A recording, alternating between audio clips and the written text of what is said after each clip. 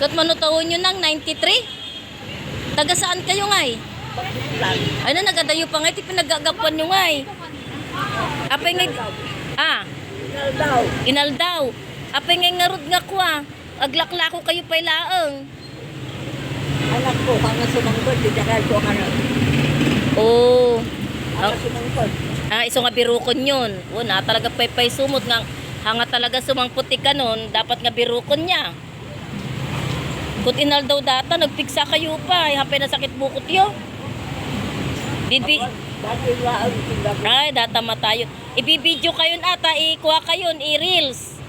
Vlogger ak gamin, madam. Iso nga, ikuha ka ti Facebook, ipakita ko tapno no gumatang dati ti walis, birukon da kayo.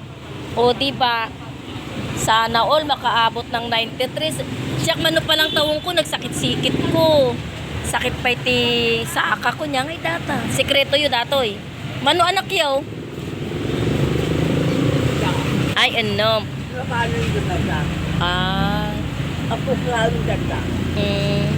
Ngum talaga dato iti trabaho yung manipod ba, idi? Industry ko. Oo. Siso pinambiyag yun dagiti anak yo. Naglaing kayo ngay. Dati ba? Awan sa bali, oh. Naglaing kayo ngay mut nga rod nga nagyag dagiti unong ko. Tiso lang ti lako-lako yung. Dati ba?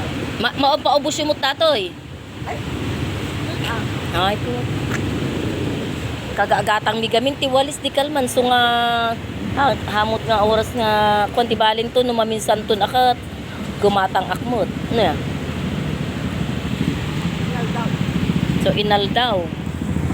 O siya si madam. Nyanagan nyo nang. Josepa. Ro? Josepa. Ay, Josepa. Likayan. Likayan. Oh. Dagita anak yun ada pamilyanan. Ang dami na. Ngam okay lang kanyadang aglalako kayon. Buna tatap na isupepig sa tibagiyo niya. Maanag ako. Hanga sumangkod, dijakal. Puhura anong isang lang. Ay.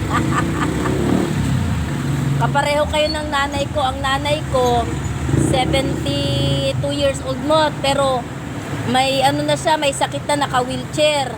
Pero uray naka-wheelchair, aglala ko pa lang, urahan na mabigbig, o kisa madata nga kwarta, nagtangkon ulo na.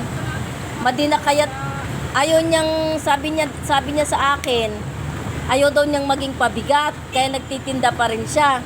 Tapos sabi ng mga nakakakita, ano na dagita anak na, di ba? Pero dagita anak niyo okay lang kanyada.